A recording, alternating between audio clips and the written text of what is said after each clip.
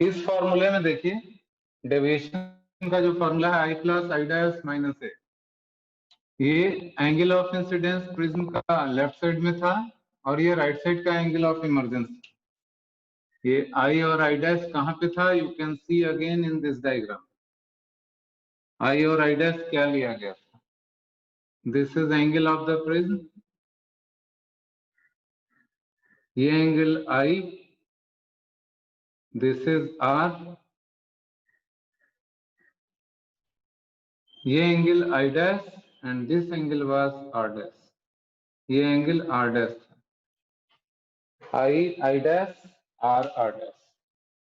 अगर light ray को left side से भेजा जा रहा है, if incident light is through this side, then angle of incidence I हो गया, आर हो गया एंगल ऑफ रिफ्रैक्शन, और आई डैश को बोलेंगे angle of emergence. Similarly reversibility of path of light, if light is sent from this direction, then we will get light at an angle I, I dash पे through करेंगे light इधर से, तो इधर से हम लोग को आई एंगल पे लाइट मिलेगा according to the reversibility of path of light. ये भी सबको पता ही है। तो अगर आई डैश पे भेजा जाए तो आई पे इमरजेंस लाइट मिलेगा, और इधर से आई पे थ्रो करें तो आई डैश पे मिलेगा। इसका मीनिंग ये हुआ कि एक ही डेविएशन के लिए दो दो एंगल ऑफ इंसिडेंस हो सकते हैं। अगर एंगल ऑफ इंसिडेंस आई है तो angle of emergence I dash रहेगा, अगर angle of incidence I dash है तो एंगल ऑफ इमरजेंस आई रहेगा। मैं ये बता रहा हूं। तो सेम डेविएशन के लिए we have two angles of incidence, I पे भेजेंगे तो भी डेविएशन इतना होगा, और आई डैश पे भेजेंगे लाइट रे को तो भी डेविएशन इतना होगा। तो इंपॉर्टेंट बात इसमें यही है, for same deviation we have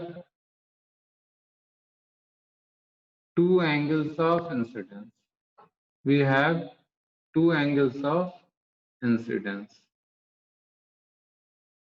same deviation produce करने के लिए, सेम डेविएशन डेल्टा प्रोड्यूस करने के लिए दो दो एंगल्स ऑफ इंसिडेंस है according to the question, according to this formula. इस फॉर्मूला से हम लोग को यही पता चल रहा है कि सिंगल डेविएशन ये आने के लिए दो दो हो सकता है, दो दो एंगल ऑफ इंसिडेंस हो सकता है। इसी के बेसिस पे एक्सपेरिमेंट करके अलग अलग एंगल आई लेके 10 डिग्री 20 डिग्री 30 डिग्री लेके ग्राफ प्लॉट किया जाता है, deviation versus angle of incidence graph. तो देखिए वो ग्राफ कैसा होता है, और उसी डायरेक्शन में हम लोग जा रहे हैं। इस टॉपिक का नाम है condition for minimum deviation, condition for minimum deviation. अगर एंगल आई को बार बार चेंज किया जाए तो डेविएशन भी हम लोग को बार बार चेंज मिलेगा।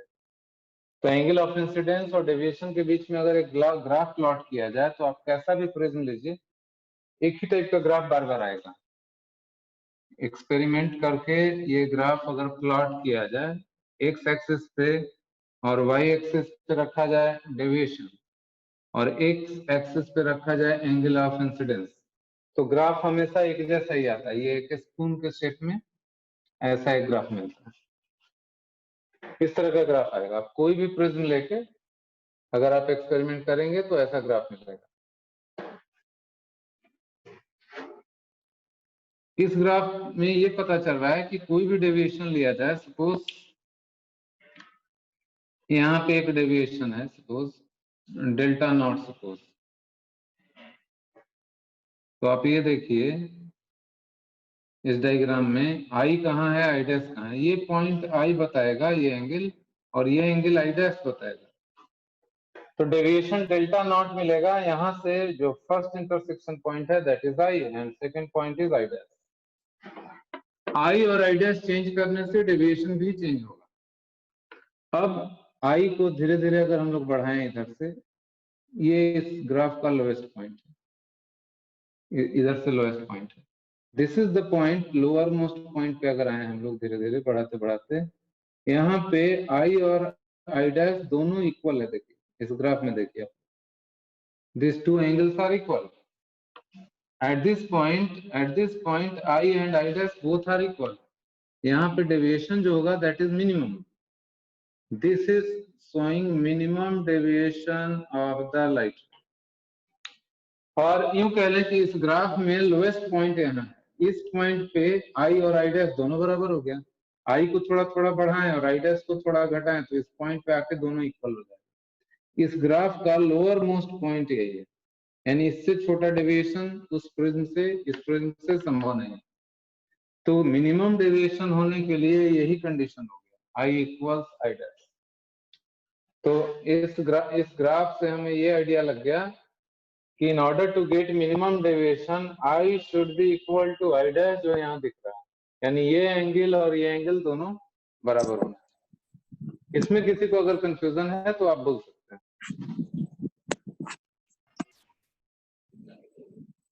खेमराज कुछ डाउट है क्या? No sir. नहीं ना, ठीक है। तो मिनिमम डेविएशन का कंडीशन हो गया I equals I dash. This is the condition for minimum deviation. ये तो हुआ कि ग्राफ से एक्सपेरिमेंट करके ऐसा हम लोग कंक्लूड कर लिए। मैथमेटिकल कैलकुलेशन भी है इसको प्रूव करने के लिए, लेकिन उस डिटेल कैलकुलेशन में हम लोग नहीं जा रहे। ग्राफ से ही पता चल गया कि आई बराबर आई डैश करने से डेविएशन मिनिमम हो रहा है। तो ये जो डेविएशन का फॉर्मूला है ये चेंज हो जाएगा।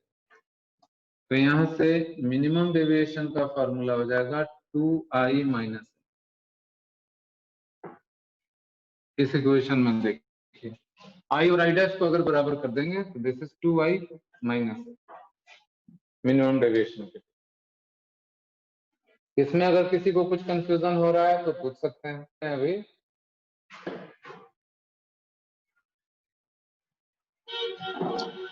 लेफ्ट साइड वाले सरफेस पे अगर स्नेल्स लॉ लगाया जाए तो mu equal sine I by sine R होगा। राइट साइड वाले सरफेस पे sine I dash by sine R dash होगा। Mu equal sine I by sine R that is equal to sine I dash by sine R dash. आप left surface पे refracting surface पे prism formula लगा दीजिए, prism formula नहीं sorry Snell's law लगा दीजिए तो mu equal sine I by sine are हो जाएगा। राइट साइड वाले सरफेस पे लगा दीजिए तो mu equal sine I dash by sine R dash हो जाएगा। और यहाँ आ गया है आई इक्वल आई डैश, यानी आई इक्वल आई डैश। अगर ये दोनों बराबर हो गया तो इट इज श्योर कि आर इक्वल आर डैश भी हो जाएगा, because ratio both the ratio are same. तो अगर ऐसा है तो ये श्योर है कि आर इक्वल्स आर डैश हो जाएगा। और पिछली क्लास में हम लोग ये फॉर्मूला डेराइव कर चुके थे, A equals R plus R dash.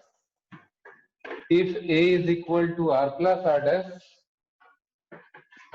ये दोनों अगर बराबर हो गया तो R equals R dash equals ये ए बाई 2 हो जाएगा। तो तीन इंपॉर्टेंट रिजल्ट हो गया। एक तो मिनिमम डेविएशन के लिए आई इक्वल्स आई डैश पहला important result. Second important result I equals I dash हो गया तो R equals R dash and that is equal to angle of prism by 2 हो जाएगा। And minimum deviation 2i minus. ये तीनों formula आपको याद रखना। तो यहां से अगर आई का वैल्यू निकालें तो आई का वैल्यू आ रहा है delta minimum plus A divided by 2, ऐसा आ जा रहा है। यहाँ से एंगल ऑफ इंसिडेंस आई का वैल्यू निकालें तो इतना, और इस वैल्यू को यहाँ डाल दिया जाए और आर का वैल्यू यहाँ से डाल दिया जाए तो देखिए क्या आ गया।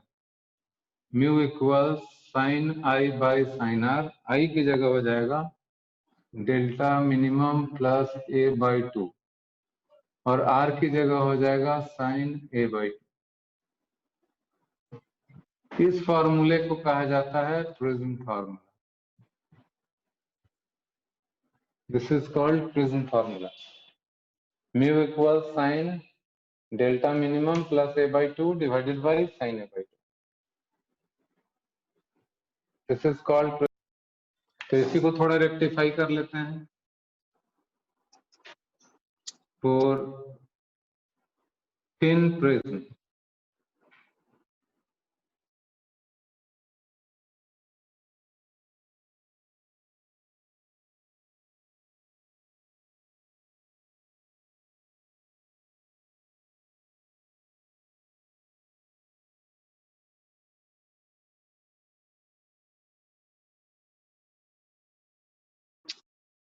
उस पॉइंट पे अभी आ रहा है। अगर थिन प्रिज्म है तो थिन प्रिज्म से डेविएशन भी बहुत कम हो जाता है। थिन प्रिज्म में ये एंगल बहुत छोटा हो जाता है। एंगल स्मॉल होने से क्या होगा, एंगल स्मॉल होने से क्या होता है, डेविएशन भी स्मॉल होता है थिन प्रिज्म के लिए। तो थिन प्रिज्म के लिए A is small, deviation is small, ये दोनों क्वांटिटी छोटे हो गए। थिन प्रिज्म के लिए एंगल भी स्मॉल होता है, डेविएशन भी स्मॉल होता है। तो ये क्वांटिटी एंगल छोटा होने की वजह से ये साइन टर्म हम लोग हटा सकते हैं उसके साथ। तो म्यू क्या हो जाएगा, approximately delta M plus A divided by 2, और इधर हो जाएगा ए डिवाइडेड बाई 2। तो mu into A equals delta M plus A. So minimum deviation is equal to mu minus 1a। तो थिन प्रिज्म के थ्रू डेविएशन का फॉर्मूला ये हो गया।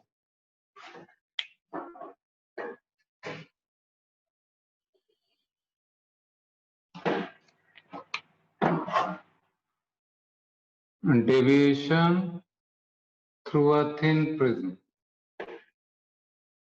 Through a thin prism.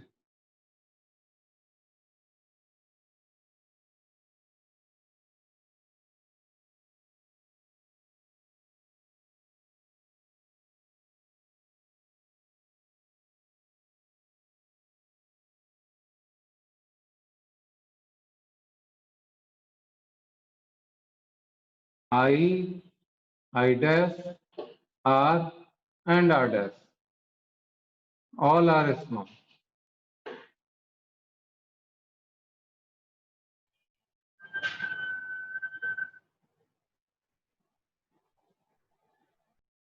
तो मैंने जो पॉइंट बताया नटसेल में, उसका मतलब ये है कि इफ ए इज स्मॉल तो ऑटोमेटिकली ये दोनों स्मॉल हो जाएंगे। एंड आर और आर डैश इस इक्वेशन से जुड़े होंगे, तो आर और आर डैश स्मॉल होने का मतलब है कि आई एंड आई डैश भी स्मॉल होगा। तो इसलिए मैंने यहाँ पे लिखा है कि थिन प्रिज्म में ये चारों स्मॉल हो जाते हैं। अगर ये सब स्मॉल है आई आर, देन साइन को हटा सकते हैं। इसका मतलब है we can write mu into r is approximately I and mu into r dash is approximately I dash। Sine term को हटा दिया तो mu into r equals I and mu into r dash equals I dash, ऐसा लिखा है मैंने।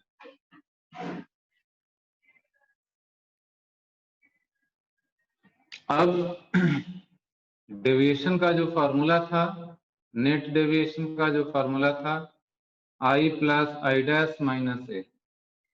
आई का value यहां से आ गया म्यू आर और आई डैश का वैल्यू आ गया म्यू इंटू आर डैश, यहाँ पे minus A. So net deviation is mu into R plus R dash minus A. तो नेट डेविएशन का फॉर्मूला आ गया R plus R dash is again A, this is mu into A minus ए।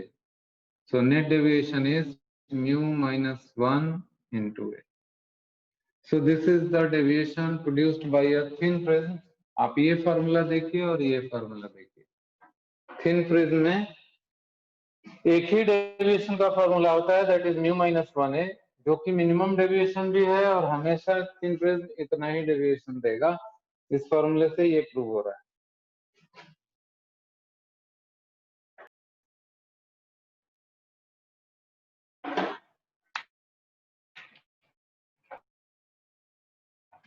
एक और term होता है limiting angle of incidence, इसको अच्छे से समझिए। Limiting angle of incidence for a prism.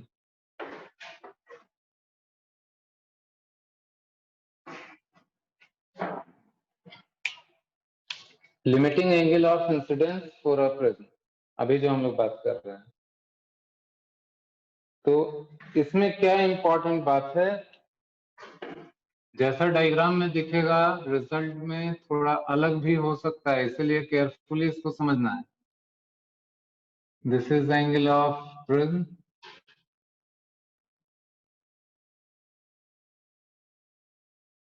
This is I not.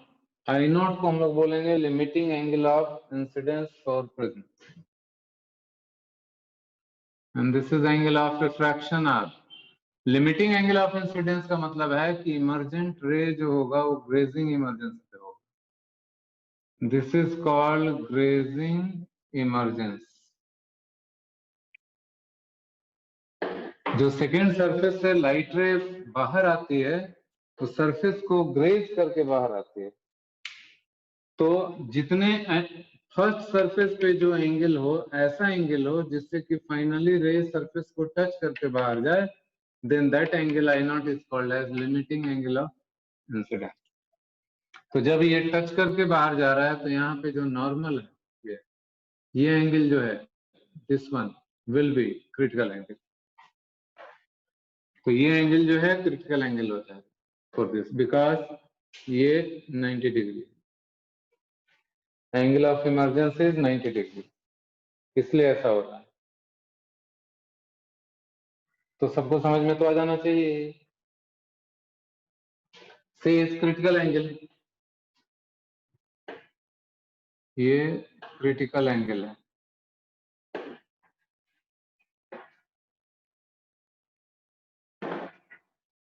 तो आई नॉट का वैल्यू पता लगाना है, दिस इज क्रिटिकल एंगल, और हम लोगों को मालूम है ए होता है R plus R dash. R dash हमें पता चल गया कि क्रिटिकल एंगल के बराबर है, तो ए हो गया आर प्लस सी, तो आर इज ए माइनस सी, ऐसा हो गया। और हमें कैलकुलेट करना है आई नॉट, तो आई नॉट को कैलकुलेट करने के लिए सबसे आसान रास्ता है Snell's law.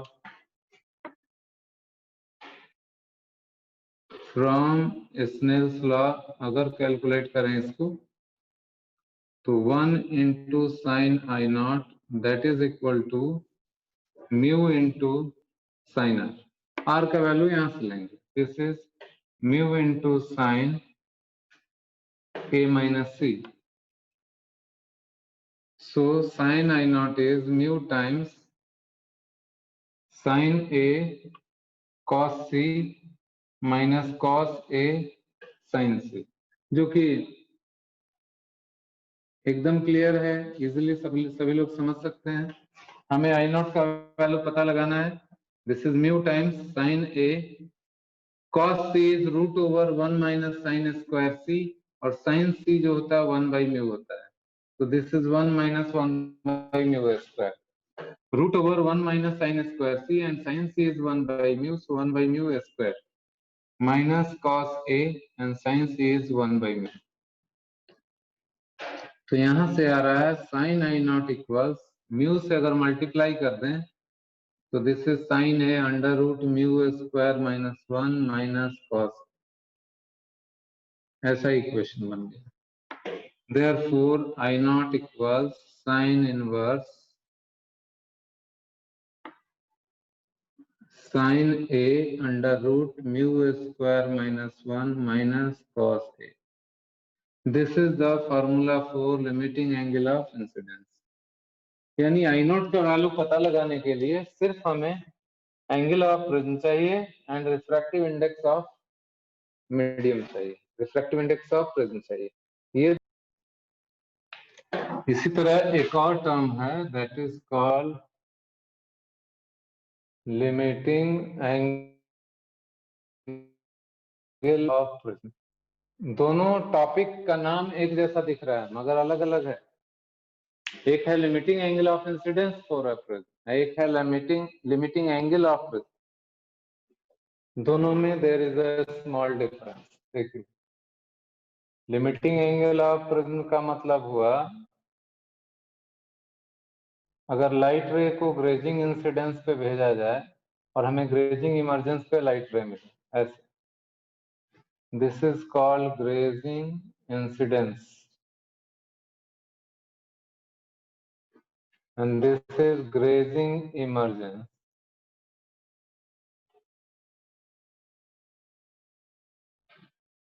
grazing incidence of light ray and grazing emergence of the light ray. तो A का वैल्यू होता है R प्लस R डैश। अगर A का मैक्सिमम वैल्यू चाहिए तो R का भी मैक्सिमम वैल्यू होना चाहिए और R डैश का भी मैक्सिमम वैल्यू होना चाहिए।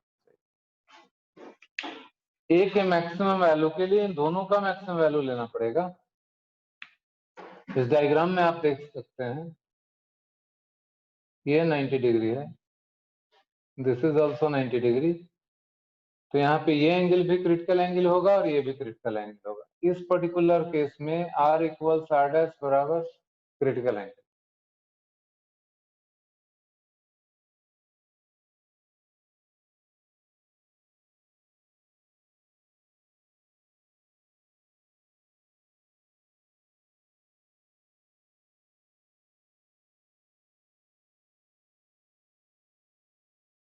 एंगल नहीं लिया जा सकता R डैश का वैल्यू, सिमिलरली R का वैल्यू। तो R और R डैश दोनों ही मैक्सिमम हो सकते हैं क्रिटिकल एंगल के बराबर। अभी से नहीं आ रहा था सर। अभी आ रहा है? अभी आ रहा है। ठीक।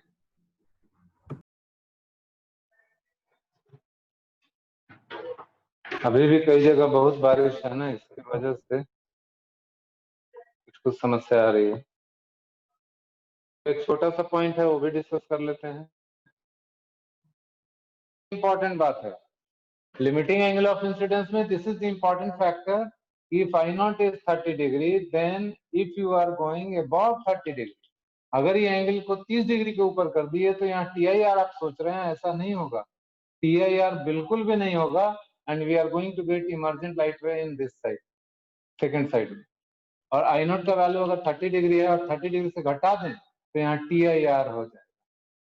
तो I नॉट की जो भी एंगल आएगी यहाँ पे, अगर उस एंगल से थोड़ा भी आप कम करेंगे यहाँ पे TIR हो जाएगा सेकंड सर्किल, और उस एंगल से थोड़ा भी ऊपर जाएंगे TIR खत्म, TIR।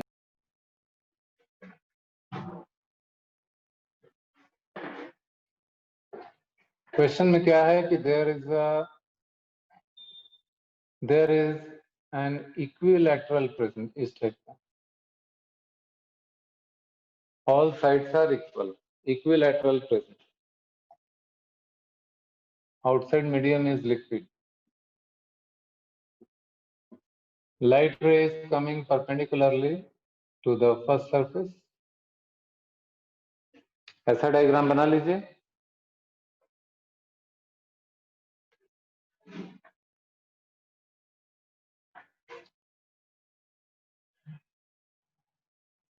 A light ray, question है, a light ray is incident perpendicular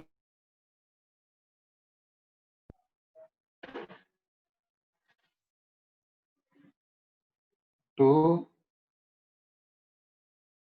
a surface of an equilateral prism, equilateral prism as shown। Find all possible values, find all possible values of refractive index of liquid, find all possible values of refractive index of liquid so that total internal reflection may take place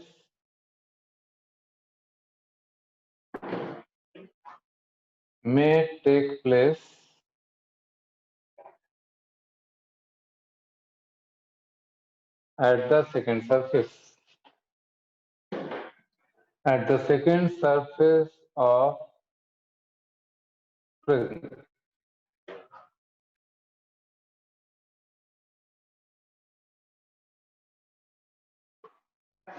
It is given that refractive index of prism is 4/3 और liquid का पता करना, find all possible values of refractive index of liquid।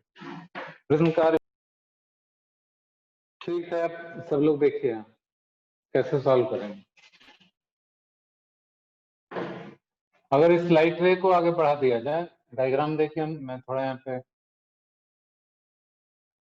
Diagram का size बड़ा करके दिखा रहा हूँ आपको। यहाँ देखिए, अगर लाइट रे स्ट्रेट अवे ऐसे आती है, this is 90 degree,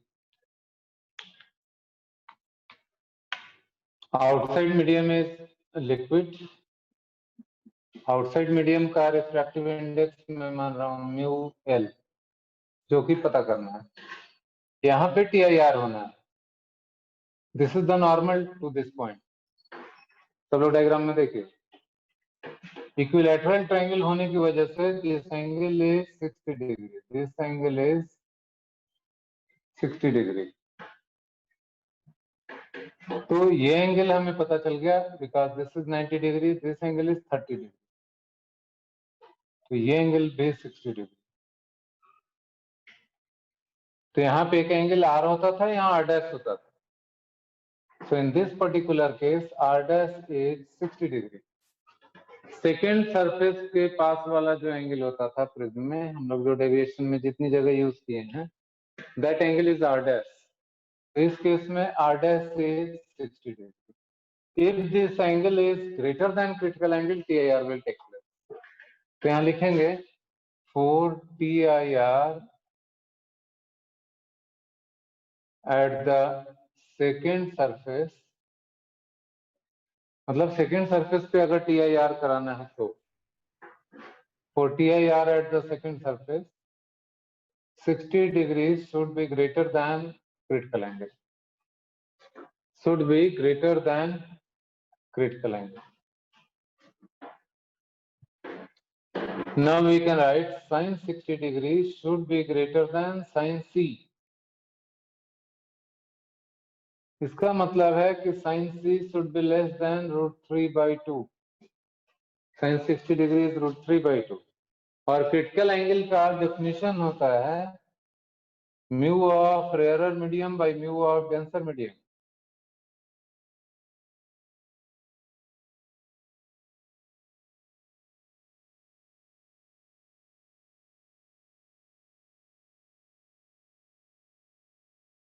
refractive index mu है, यहाँ जो है 4/3, outside medium is mu L. तो रेयरर मीडियम हम लोग मानेंगे किसको? बाहर वाले मीडियम को, लिक्विड मीडियम, और डेंसर मीडियम मानेंगे प्रिज्म को, जो कि 4/3 is less than √3/2. So mu of liquid is less than √3/2 into 4/3. So mu of liquid is less than 2 upon √3. This is the answer. Less than 2/√3. जो भी value आएगा सारा value.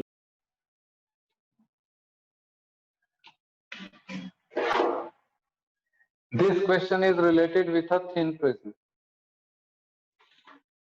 तो ऐसा एक thin prism. Sir maths class है 3:45 से। 3:45 से है? Yes sir. नहीं, सर को मैंने बोला था 4 PM से। तो जस्ट तो देखिए, ये क्वेश्चन है ऐसा, ये एक थिन प्रिज्म है, this angle is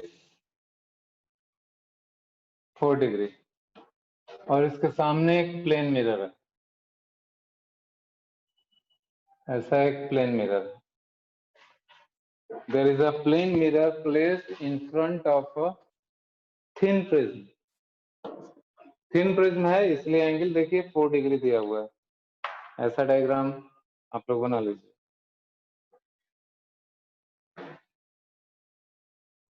Refractive index of prism is given, mu is 3/2. This is a thin prism और ये है प्लेन मिरर।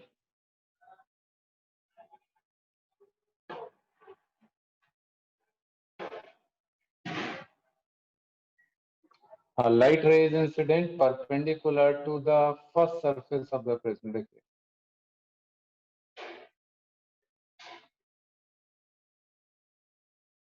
ऐसा।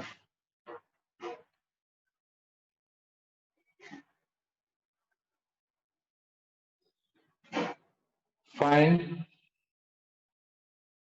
Total angle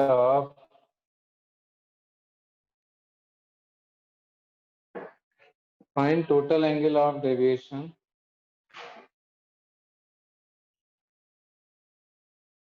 of the light ray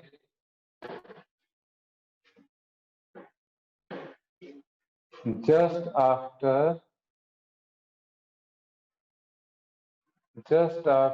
reflection from the plane mirror. Reflection from the plane mirror. Question का meaning क्या हुआ? Light रे will pass first through the thin prism से पास होने के बाद मिरर से रिफ्लेक्ट हो, तो दोनों का मिला के टोटल रिफ्लेक्ट। चलिए अब देखिए सभी लोग, पहला डेविएशन जो ये प्रिज्म देगा, right away it will pass through the first surface, second surface के पास जाके दिस इज द नॉर्मल, यहाँ लाइट रे will turn away from the normal, ऐसे जाएगा। देखिए तो लाइट का initial direction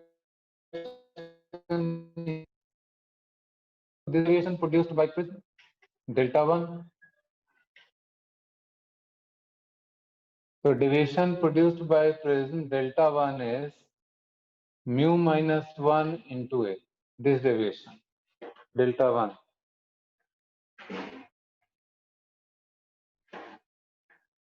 So this deviation is mu minus 1 है, deviation produced by prism 3/2 minus 1 into 4 degree. This is 2 degree only. This is the deviation produced by prism. 2 degree का deviation prism produce कर रहा है। अब plane mirror क्या करता है? Light रे इज इंसिडेंट, सेम एंगल पे लाइट रे को टर्न कर देता है। This is 2 degree, so this is also 2 degree, this is also 2 degree, ये 2 डिग्री है, ये भी 2 डिग्री, ये भी 2 degree. So deviation produced delta 2 by mirror. This is due to prism. This is the deviation produced by mirror. Mirror के deviation का formula होता था पाई माइनस 2i। मिरर जो प्लेन मिरर जो डेविएशन प्रोड्यूस करता है, so it is 180 degree minus 2 into 2 degree. Mirror के लिए एंगल ऑफ इंसिडेंस तो ये है, आप लोग देखिए, ये मैंने सबसे शुरुआत में बताया था कि प्लेन मिरर जो डेविएशन प्रोड्यूस करता है pi minus 2 into angle of incidence, तो ये हो गया 176 डिग्री। तो मिरर ने डेविएशन दिया 176 का, प्रिज्म ने दिया 2 का। अगर दोनों सेम डायरेक्शन में है तो ऐड होगा, दोनों अपोजिट है तो सब्ट्रैक्ट होगा। आप ये देखिए, प्रिज्म इस जगह पे ध्यान दीजिए, मिरर ने लाइट रे को क्लॉकवाइज टर्न किया, प्लेन मिरर की तरफ आने वाला लाइट रे का डायरेक्शन इधर था और फाइनली इधर भेज दिया। प्लेन मिरर ने भी क्लॉकवाइज ही टर्न किया। सो net deviation is deviation produced bye prism plus deviation produced bye mirror. Prism ने जो डेविएशन दिया 2 डिग्री का और मिरर ने जो डेविएशन दिया 176 डिग्री का, सो net deviation is 178 degree. This is the answer.